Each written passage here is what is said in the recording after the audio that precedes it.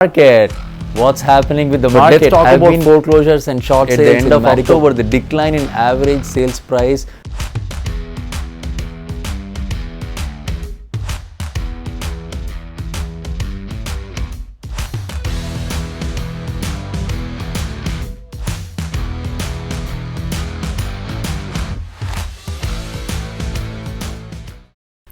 All right, let's talk about the market. What's happening with the market? I've been getting calls from people about foreclosures and short sales. For those of you who know, we made our first million during the foreclosures and short sale boom of 2008, and we've done a lot of seminars on that during that time. YouTube was not as popular, so I don't have recorded versions of those. But let's talk about foreclosures and short sales in Maricopa County towards the end of this video. But first, let me talk about what's happening with buyers. The most frequently asked questions in the last couple of days, I'm going to cover this.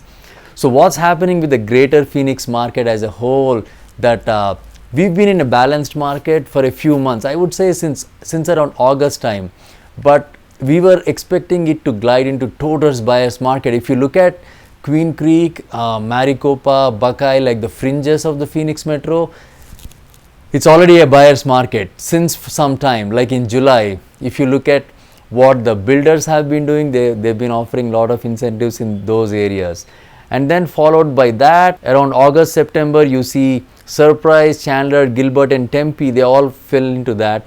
Then after that, Goodyear, Peoria and Avondale, they all came by October. Pretty much most of the area has been a total buyer's market, but there are some pockets that are still holding strong. If you look at the Northeast Valley, and if you look at Fountain Hills, the luxury market of Paradise Valley, Cave Creek and Scottsdale, they are still in a balanced mode. So when you look at the 2022 peak of prices, which was achieved sometime in the month of May, was a result of contracts that were actually accepted in March and April. When you think about it, the homes actually don't close 30 days or maybe 45-60 days. So what the activity that all the media has been reporting in May is due to the activity that happened in March and April. So starting in June, the sales price revealed their decline in response to the mortgage rate increases. We all know that at the end of October, the decline in average sales price per square feet since May was recorded as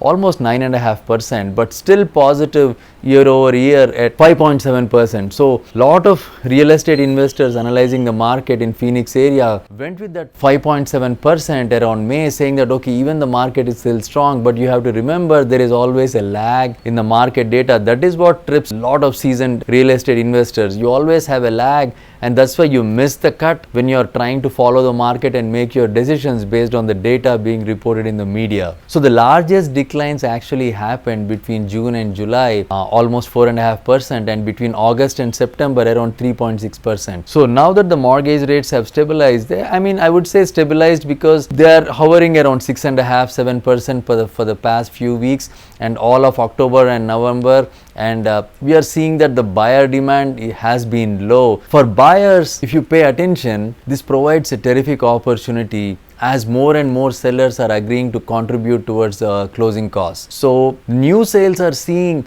I'm thinking up to like 50% are seeing wherein the sellers are offering some kinds of incentives or seller concessions. You need to absolutely watch my video that I did on seller concessions and buy down. The buy down is where you can actually reduce your mortgage rate by 3%, 2% or 1% based on the contributions of the sellers, or even you can manually buy down. So if the rate right now is hovering at 7, so you can actually bring it down to around 4%. So that's a great video, and a lot of people are doing, a lot of sellers are doing that. The tricky thing with the data, the point I wanted to make is you have to add some salt to the market data that you're seeing, because the tricky thing is that the seller paid concessions are not really recorded anywhere with the sales price. So it's common to see a buyer offer a higher price in exchange for the closing cost assistance or the rate buy down. So this tactic can make the sales price actually appear to drop slower or even stabilize as the cost to the seller increases underneath. It's hidden. When you look at maricopa.gov or if you go to Zillow,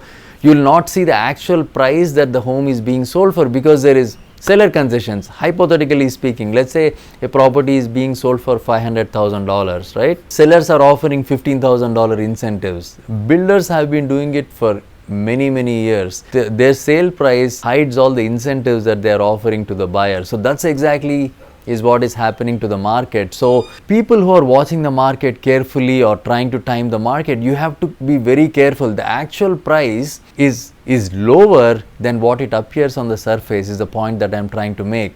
So the bottom or top of the market does not become apparent until 3 to 4 months after the contracts were written. So by the time most buyers figure out that the market hit the rock bottom, it might be too late for the party. So to summarize for the buyers what to do in this market, I'm thinking that the market is already on sale for the buyers, especially if you have a good real estate agent who can negotiate. If you're looking for a good real estate agent, reach out to us. We have partners across the valley. We can provide you some guidance on finding a real estate agent who can negotiate hard for you, because negotiation is the point. A lot of listings are still listed higher because the sellers still are hoping or fantasizing that they could get the price that their neighbors got in March. So you need to have a real estate agent who can negotiate hard, and also you get the buy down on the mortgage interest rate. That way the next 3 years you can have a lower rate, and if the rates drop, obviously we can help you refinance and get the best. So what should the sellers do in this market? So that will be the hardest choice of the suggestions that I can make in this market. So while the environment has turned quickly away from the sellers, it's very important to see that the sellers have still lot of equity. Unless you have purchased in the last 3-4 months, you might see a dip. There is still lot of equity that you have already earned. So it might be time, if you have to sell the property within the next year or two, I would say this might be a good time for you to consider putting it in the market. While most reports are focused on short-term price drops since May or smaller year-over-year appreciation rates, the appreciation rates for homeowners who have owned their home at least for 2 years is still very impressive. Compare the returns to that of the stock market, still you probably have gotten very good returns. So 65% of the listings on the MLS, excluding the new construction which have been hard to track, have been owned for 2 years or more. So that means the appreciation rates on sales price per square foot through the MLS are almost 33.6% in the last 3 years, and almost 60% up in the 4 years, and 70% up in 5 years, and more than 80% up if you owned it for more than 5 years. So if you are a seller, we can't be too greedy. The point is if you already made your money, if you have to sell it in the next 2 years, you can choose to sell. But for sellers, there is another quirky thing. Some of the loans that were originated in few years ago and even in the recent months, they are assumable loans. So if you are one of those sellers who have an assumable loan, meaning that your mortgage rate, whatever you locked, maybe 2%, 3% a few years ago, 2 years ago, the new buyer can take over your mortgage and then put it on the new buyer's loan.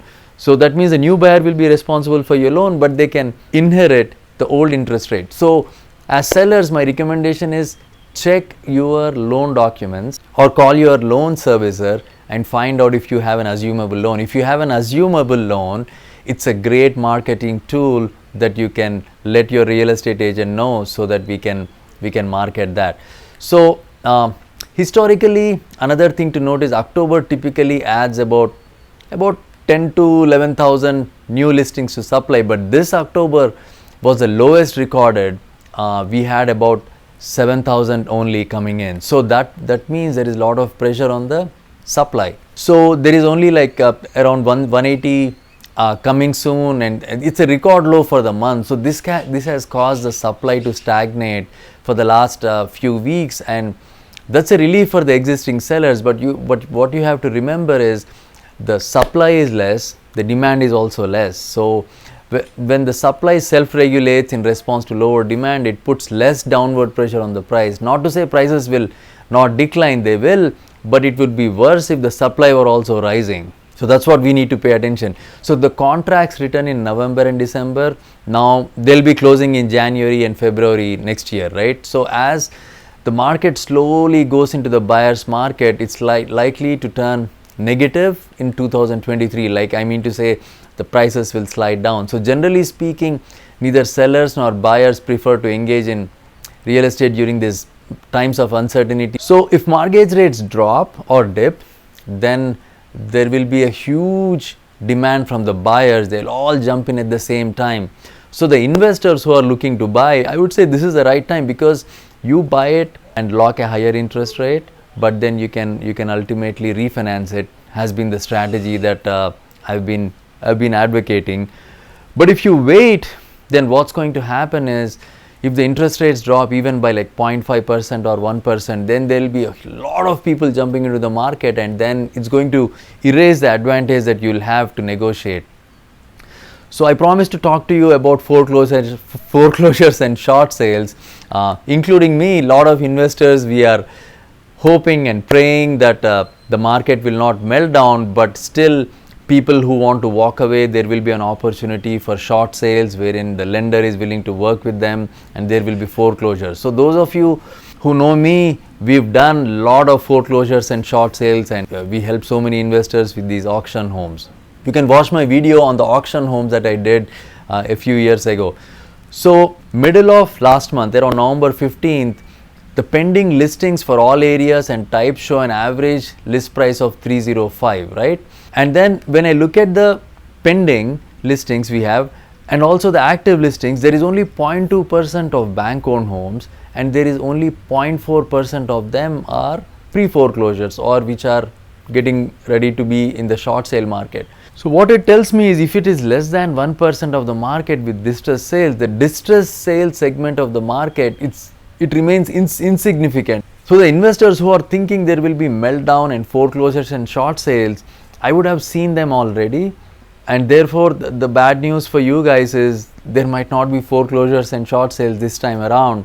So jump into the market. If you are a buyer, get the home, then we can help you refinance later, but at least you can negotiate a great price. So hope this helps. If you have any questions, hit me up. Thank you.